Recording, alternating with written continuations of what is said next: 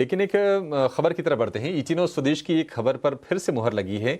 सेबी ने equity derivative market के लिए नया रिस्क फ्रेमवर्क जारी कर दिया है। इटिनो स्वदेश ने 12 मई को ही इसके बारे में आपको खबर दे दी थी। पूरी खबर के साथ हमारे सहयोगी अंकुर मिश्रा हमारे साथ हैं। अंकुर, बताइए क्या अपडेट्स हैं आपके पास, क्या खबर आई है?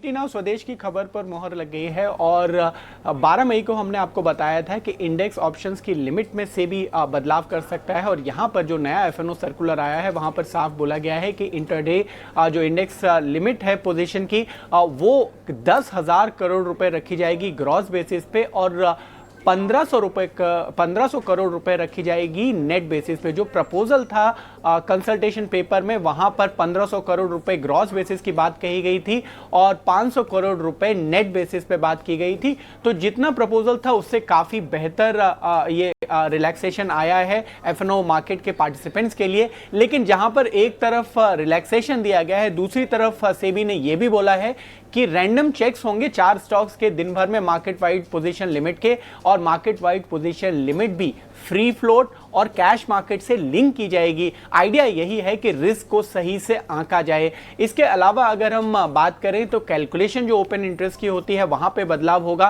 पहले जो ये था वो नोशनल बेसिस पे कैलकुलेट होता था और सेबी का मानना था कि इस वजह से काफी सारे ऐसे स्टॉक्स थे जो कि बैन पीरियड में आ जाते थे। लेकिन अब यहां पर अगर हम कैलकुलेशन रिस्क बेस्ड प्रीमियम के साथ करें, फ्यूचर इक्विवेलेंट जिसको बोला गया है टर्म, वहां पर जो कैलकुलेशन के हिसाब से सेबी की एक स्टडी थी जिसमें पाया गया था कि 90%, जी हां 90% से ज्यादा जो स्टॉक बैन पीरियड में अभी जाते हैं, अभी की कैलकुलेशन बेस पे जाते हैं, वो नहीं जाएंगे। तो जो रियल एनालिसिस है वो हो पाएगी, रिस्क बेस्ड एनालिसिस हो पाएगी और जो एक्चुअली जहां पर रिस्क है वही स्टॉक्स एफएनओ बैन पीरियड पे जाएंगे। लेकिन रिलैक्सेशन ये भी दिया गया है कि अगर आप बैन पीरियड में भी चले गए हैं तो भी अगर वो नेट ऑफ करके अगर रिस्क जीरो हो जाती है तब भी अब वहां पे ट्रेडिंग अलाउड होगी।